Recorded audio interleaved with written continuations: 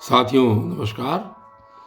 कल की वीडियो में आपने ये सुना था कि श्री कृष्ण जी अर्जुन को ये समझा रहे हैं।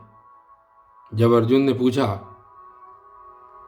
कि हे माधव, हे श्री कृष्ण, जब आप ज्ञान योग और कर्म योग की बात कर रहे हैं तो मुझे मेरी बुद्धि भ्रमित सी हो रही है और ये समझ में नहीं आ रहा है कि मैं कर्म करूं या न करूं। आप ज्ञान को भी श्रेष्ठ बता रहे हैं और आप मेरे लिए वो वचन कहिए जो मेरे लिए श्रेष्ठ हो।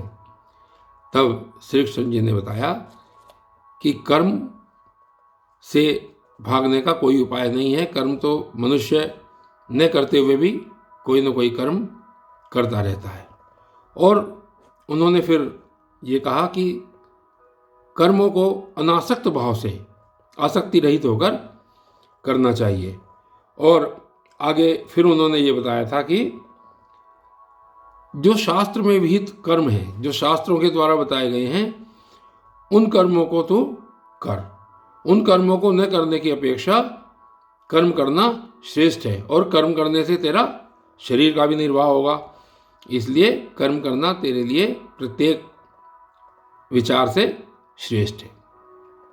और फिर आगे देखिए आज क्या कहते हैं श्री कृष्ण जी।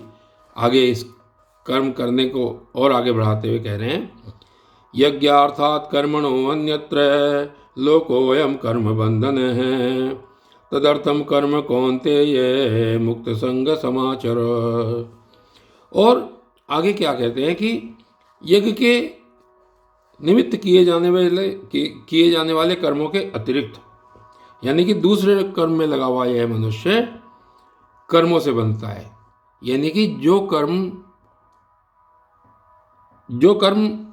यज्ञ के निमित्त किए जाते हैं उनसे ये मनुष्य नहीं बनता है। और यदि यज्ञ के निमित्त किए जाने वाले कर्मों से अलग अगर कोई कर्म किए जाते हैं तो ये उनसे मनुष्य बंध जाता है। इसलिए हे अर्जुन, तो आसक्ति से रहित होकर उस यज्ञ के निमित्त हो अपने कर्तव्य कर्म कर। और आगे देखिए क्या कहते हैं। आगे कहते हैं कि श्लोक नंबर 10 में, तृतीय अध्याय, सह यज्ञ प्रजा सृष्टाः पुरोवाच प्रजापति अनेन प्रसविष्य द्वेमेषे वो स्पष्ट काम दुख। अर्थात प्रजापति ब्रह्मा ने कल्प के आदि में यज्ञ सहित प्रजाओं को रचकर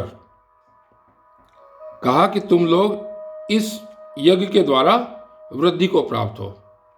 यानी प्रजापति पुरा सहयज्ञ यज्ञ के सहित प्रजापति ब्रह्मा ने कल्प के आदि में, यानी कि समय के प्रारंभ में, ये कहा कि तुम लोग इस यज्ञ के द्वारा वृद्धि को प्राप्त हो। प्रस्विष्यध्वम, अर्थात तुम्हारी वृद्धि होगी यज्ञ करने से। एषे वह, और यह यज्ञ तुम लोगों को इच्छित भोग प्रदान करने वाला होगा, ऐसा ब्रह्मा जी ने कहा था कल्प के आदि में, यानी कि जिस समय सृष्टि प्रारंभ हुई। तो और आगे उसके बाद श्री कृष्ण जी क्या कह रहे हैं श्लोक संख्या 11 में, देवान भावयतानेन ते देवा भावयन्तु वह परस्परम भावयन्त श्रेय परम वाप्यस्यथ। और क्या कहा कि इस यज्ञ के द्वारा देवताओं को उन्नत करो। यानी कि आप यज्ञ के द्वारा देवताओं की उन्नति करो, अपना कुछ भाग देवताओं को दो और वो देवता तुम लोगों को उन्नत करेंगे। यानी तुम देवताओं को कुछ के लिए यज्ञ करो और देवता तुमको उन्नति के लिए कुछ करेंगे। इस प्रकार निस्वार्थ भाव से एक दूसरे को उन्नत करते हुए, एक दूसरे की उन्नति चाहते हुए तुम लोग परम कल्याण को प्राप्त होगे, ऐसा श्री कृष्ण जी ने अर्जुन को समझाया। और उसके बाद अगले श्लोक में श्री कृष्ण जी समझा रहे हैं कि श्लोक संख्या 12, इष्टान भोगानि वो देवा दास्यन्ते यज्ञ भाविताः तैर्दत्तान प्रदायेभ्यो यो भुक्तेस्तेनैव सह।